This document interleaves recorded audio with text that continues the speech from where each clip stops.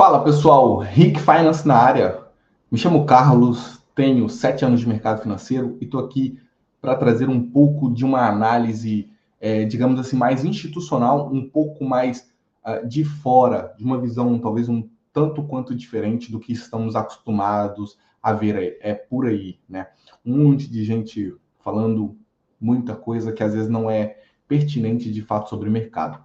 Não falam coisa com coisa. Quero trazer para vocês aqui de fato análises que fazem sentido, uma visão totalmente diferente do que a gente já viu. O tema desse vídeo, já partindo direto aí, tá? Já sugere que não é possível manter esses touros no chão, né? Os touros, pessoal, significam as subidas, né? As grandes subidas do mercado. A gente tem o touro e o urso, né? O urso significa ali os mercados em baixa e os touros significam os mercados em alta, tá? Que representa aí bastante resiliência que esses mercados e bastante força que esses mercados têm para subir, tá? Basicamente, a mensagem é que os mercados estão forte querendo subir, com alguns tropeços que a gente tem recentes aí, tá? Quando a gente olha para este gráfico aqui do SPX, tá? Ele tocou nessa média de 50 dias. Essas médias de 50 dias são boas para a gente dar uma olhada de como o mercado está se saindo no longo prazo, tá?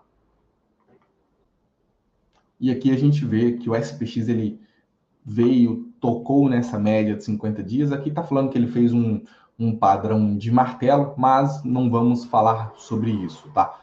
Mas basicamente mostra que aqui houve agressão compradora desta parte aqui, e isso indica que é bem possível dele voltar, tá? Aqui a gente tem o índice do Nasdaq, tá? Esse índice Nasdaq é o setor de tecnologia representado por esse índice, quase tocou nessa linha de 50 dias, mas desde então ele reverteu e voltou para esse canal de tendência de alta perfeito, né? Onde ele bate nessa parte inferior e volta a subir, bate lá naquela parte superior e volta a subir, e volta a cair, tá?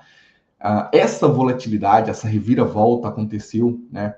Estava muito alta, indicando aí um medo no mercado. Esse medo no mercado veio através do Trump dizendo que iria taxar em 100% os produtos da China e depois disse que não é bem isso que está acontecendo, tá?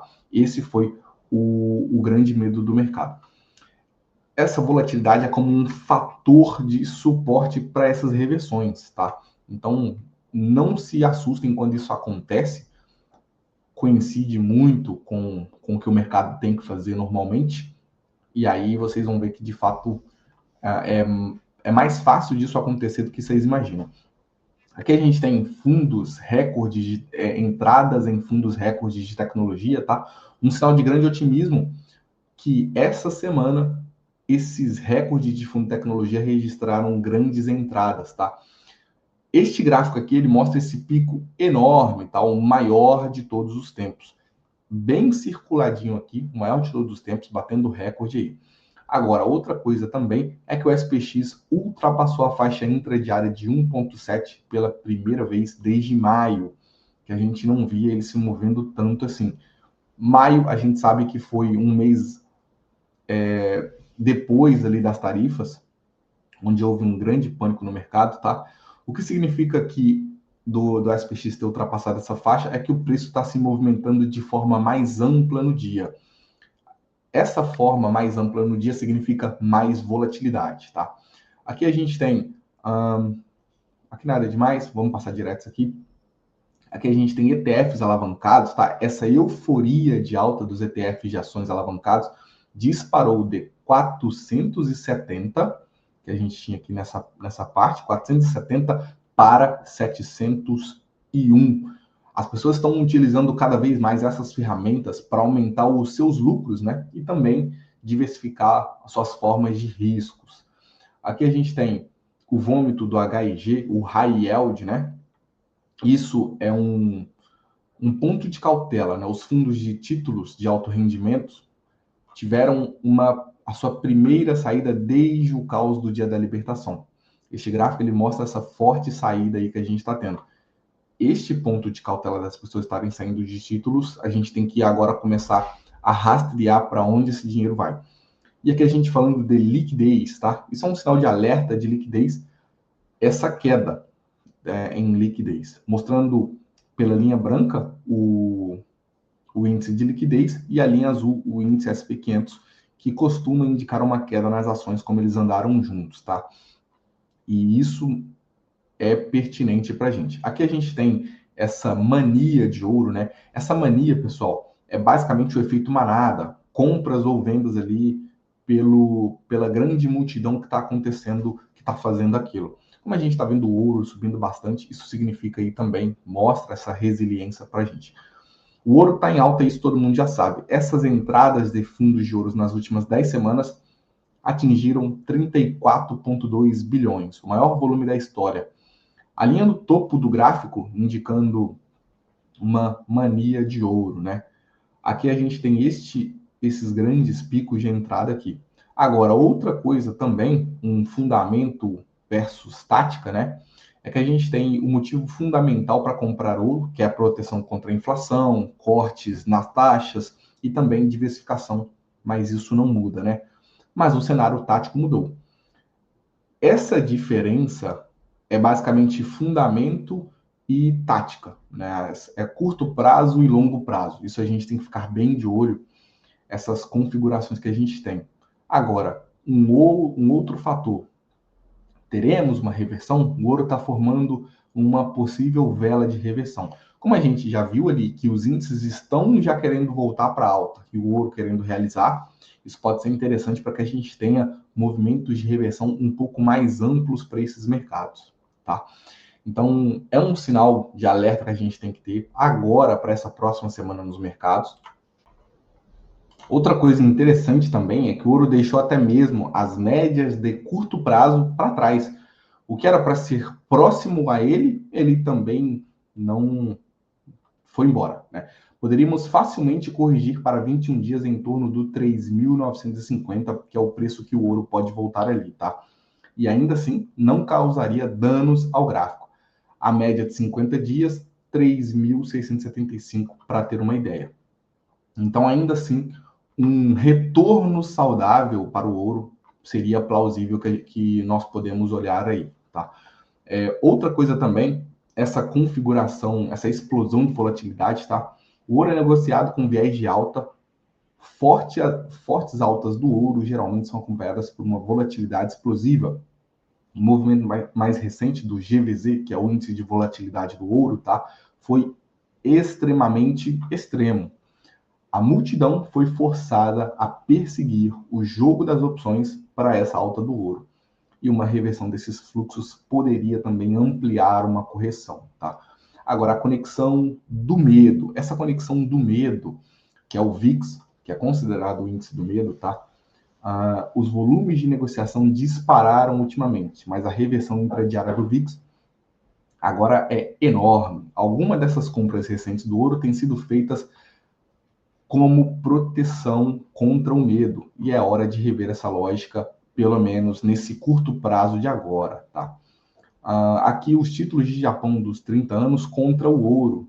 Comprar ouro por causa da loucura do longo prazo japonês era racional, mas o título de japonês de 30 anos agora se acalmou desde que o ouro basicamente decolou, né? Aqui a gente tem essa conexão do ouro contra o dólar, que é o DXY, essa cesta de moedas, né? Esse rally do ouro é tão forte que conseguiu ignorar o movimento de alta do dólar. Desde meados de setembro, que historicamente eles tendem a se mover de formas opostas. E isso também não está acontecendo. Aqui a gente tem esta faixa, né, de negociação. Aqui, de novo, essa mania do ouro, vamos pular que a gente já falou sobre isso. O ouro subiu basicamente para 30% das reservas globais de câmbio mais ouro. A posição comprada em ouro se tornou um consenso, meio que é obrigatório você ter ouro, tá? Eu vi também uma imagem, não consegui trazer aqui, mas que está superando, que o ouro está superando em reservas mais ouro do que títulos americanos. Então, mais um sinal de alerta para esse ouro aqui. Agora, um ponto de cuidado que a gente tem que ter, tá? O delta do ETF do ouro, que é o GLD, está realmente desacelerando. Esse sinal de desaceleração é pertinente também para o mercado voltar para essa possível reversão. Aqui, computadores e ouro, né? De acordo com o Banco Citi, os CTAs estão com exposição máxima comprada em ouro.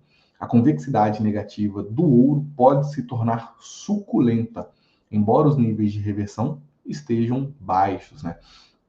A conclusão que a gente pode tirar disso tudo, pessoal, é basicamente o ouro, ele pode ser o ativo certo, mas o consenso de que a posição comprada, né, está muito lotada. Esses CTAs, que são os famosos robôs com exposição máxima comprada, sugerem que o preço pode estar errado no momento. Então, pode haver um overbought, tá? Um excesso de compras também, mas pode haver aí esse movimento de realização. Outro ponto também que a gente tem que ficar alerta é o otimismo para os índices americanos e para as ações, e agora também essa possível, já que está todo mundo olhando para o ouro, né? Embora a gente tenha fortes razões para ele continuar subindo, essa mania, que é o efeito manada, com posicionamentos muito lotados, pode ser um caso do ativo certo, mas preço errado por enquanto. Então ele pode voltar ali para o preço certo. O que a gente tem que ficar de olho? Quais devem ser os nossos próximos passos? Ficar atento a essa reversão do ouro, para ele voltar para um preço certo, pelo menos ali para essas médias de curto prazo, já que ele está bem longe delas. A gente deve continuar monitorando essa liquidez nos títulos de altos rendimentos, porque isso pode ser um sinal sutil de que a euforia pode estar no limite, tá? E é isso. Um convite para vocês que fica também é que eu estou fazendo lives ao vivo todos os dias. Recomendo vocês também a entrarem no canal do Telegram, onde eu solto análises como essas aqui que eu irei falar para vocês diariamente, tá? Não somente isso, pré-markets baseado em visões um pouco mais institucionais ali para os mercados e índices americanos, beleza? Um grande abraço para vocês, espero que tenham gostado. Mais uma vez, não se esqueçam de curtir esse vídeo e seguir o canal aí para você ficar por dentro de todos os vídeos que iremos soltar, beleza? Valeu!